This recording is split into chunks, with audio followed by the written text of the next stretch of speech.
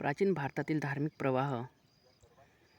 वेदकाळाच्या शेवटी यज्ञविधींमधील बारीक-सारीक तपशिलांना नको एवढे महत्त्व आले.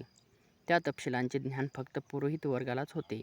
इतरांना ते मिळवण्याची मोकळीक राहिली नाही. वर्णव्यवस्थेचे निर्बंध अत्यंत कडक होत गेले. माणसाच्या कर्तृत्वापेक्षा त्याचा जन्म कोणत्या वर्णात झाला यावर त्याचे समाजातील स्थान ठरू लागले. त्यामुळेच उपनिषदांच्या काळापासून धर्माचा विचार यज्ञविधीपुरताच मर्यादित न ठेवता तो अधिक व्यापक करण्याचा प्रयत्न सुरू झाल्याचे दिसते. परंतु उपनिषदांमधील विचार आत्म्याचे अस्तित्व, आत्म्याचे स्वरूप यावर भर देणारा होता. सर्वसामान्यांना समजायला अवघड होता.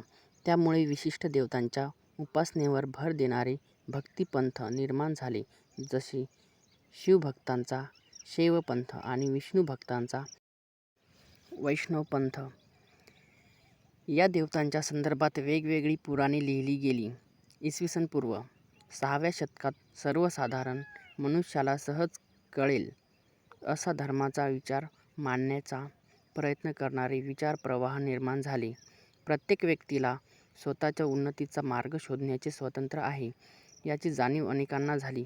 त्यातून पुढे नवीन धर्म प्रस्थापित झाले. व्यक्तीच्या उन्नतीसाठी जातीपातीचा भेदभाव महत्त्वाचा नसतो, हे या धर्मांनी ठळकपणे मांडले.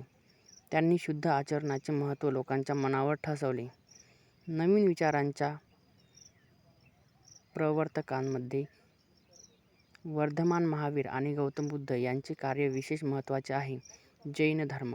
जैन धर्म हा भारतातील प्राचीन धर्मांपैकी एक धर्म आहे. या धर्मात अहिंसा या तत्त्वाला महत्त्व दिलेले आहे. धर्मज्ञान प्रकट करणाऱ्यास जैन धर्मात तीर्थंकर म्हणतात. जैन परंपरेत सांगितल्याप्रमाणे एकूण 24 तीर्थंकर होऊन गेले. वर्धमान महावीर जैन धर्माच्या परंपरेतील 24वे तीर्थंकर होत. वर्धमान महावीर इ. पूर्व 599 ते इ. पूर्व 527. आज ज्या राज्याला आपण बिहार या नावाने ओळखतो, त्या राज्यामध्ये प्राचीन काळी रुज्जी नावाचे एक महाजनपद होते. त्याची राजधानी होती वैशाली. वैशाली नगरचा एक भाग असलेल्या कुंडग्राम येथे वर्धमान महावीरांचा जन्म झाला. त्यांच्या पित्याचे नाव सिद्धार्थ आणि आईचे नाव त्रिशला होते. वर्धमान महावीरांनी ज्ञानप्राप्तीसाठी घरादाराचा त्याग केला. 12.5 वर्षे तपश्चर्या केल्यानंतर त्यांना ज्ञानप्राप्ती झाली. हे ज्ञान केवल म्हणजे विशुद्ध स्वरूपाचे होते, म्हणून त्यांना केवली असे म्हटले जाते. शरीराला सुखकारक वाटणाऱ्या गोष्टींनी होणारा आनंद आणि त्रासदायक गोष्टींनी होणारी पीडा यांचा स्वतःवर काहीही परिणाम होऊ न देणे म्हणजे विकारांवर विजय मिळवणे. असा विजय त्यांनी मिळवला. म्हणून त्यांना जिन म्हणजे जिंकणारा असे म्हटले जाऊ लागले. जिन या शब्दापासून जैन हा शब्द तयार होतो. विकारांवर विजय मिळवणारे महान वीर म्हणून वर्धमान यांना महावीर म्हटले जाते. ज्ञानप्राप्तीनंतर लोकांना धर्म समजावून सांगण्यासाठी त्यांनी सुमारे 30 वर्षे उपदेश केला.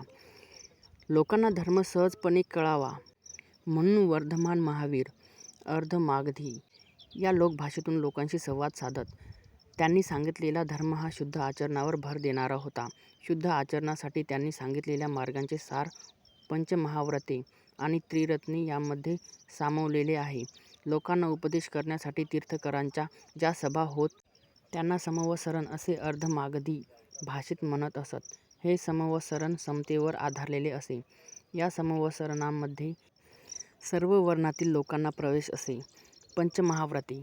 पंचमहाव्रते म्हणजे अत्यंत काटेकोरपणे पाळण्याचे 5 नियम. नंबर 1. अहिंसा. कोणत्याही जीवाला दुखापत होईल किंवा त्यांची हिंसा होईल असे वागू नये. नंबर 2. सत्य. प्रत्येक वचन आणि कृती खरेपणाची असावी. नंबर 3. अस्तेय. स्तेय म्हणजे चोरी. दुसऱ्याच्या मालकीची किंवा हक्काची गोष्ट मालकीच्या संमतीशिवाय घेणे म्हणजे चोरी.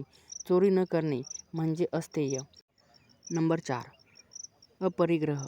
मनात हाव बाळगून मालमत्तेचा साठा करण्याकडे माणसाचा कल असतो. असा साठा न करणे म्हणजे अपरिग्रह.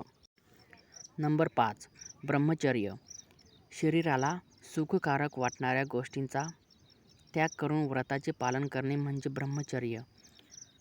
त्रिरत्ने. त्रिरत्ने म्हणजे नंबर 1. सम्यक दर्शन. नंबर 2. सम्यक ज्ञान आणि नंबर 3 सम्यक चारित्र्य. ही 3 तत्वे. सम्यक याचा अर्थ संतुलित असा आहे. नंबर 1 सम्यक दर्शन. तीर्थंकरांच्या उपदेशातील सत्य जाणून घेऊन त्यावर श्रद्धा ठेवणे. नंबर 2 सम्यक ज्ञान. तीर्थंकरांच्या उपदेशाचा आणि तत्त्वज्ञानाचा नित्य अभ्यास करून त्याचा सखोल अर्थ समजून घेणे. नंबर 3 सम्यक चारित्र्य. पंचमहाव्रतांचे काटेकोर आचरण करणे. उपदेशाचे सार. महावीरांच्या उपदेशातील अनेकांतवाद म्हटला जाणारा सिद्धांत सत्याच्या शोधासाठी फार महत्त्वाचा मानला जातो. अनेकांत या शब्दातील अंत या शब्दाचा पैलू असा अर्थ आहे, सत्याचा शोध घेताना विषयाच्या केवळ एखाद दुसऱ्या पैलूवर लक्ष देऊन निष्कर्ष काढल्यास सत्याचे पूर्ण ज्ञान होऊ शकत नाही. म्हणून त्या विषयाच्या अनेक पैलूंकडे लक्ष देणे आवश्यक असते, असे या सिद्धांतात मानण्यात आले आहे. या सिद्धांतामुळे समाजामध्ये स्वतःच्या मताविषयी दुराग्रह धरण्याची वृत्ती राहत नाही, इतरांच्या मनाविषयी सहिष्णुता निर्माण होते. मनुष्याचा मोठेपणा त्याच्या वर्णावर अवलंबून नसून त्याच्या उत्तम चारित्र्यावर अवलंबून असतो, अशी वर्धमान महावीरांची शिकवण होती. स्त्रियांना ज्ञान मिळवण्याचे मार्ग वैदिक परंपरेमध्ये हळूहळू बंद झाले होते. मात्र वर्धमान महावीरांनी स्त्रियांनाही संन्यास घेण्याचा अधिकार दिला. सर्व प्राणिमात्रांवर प्रेम करा, मनामध्ये इतरांबद्दल दया आणि करुणा असू द्या, जगा आणि जगू द्या, असा उपदेश त्यांनी केला.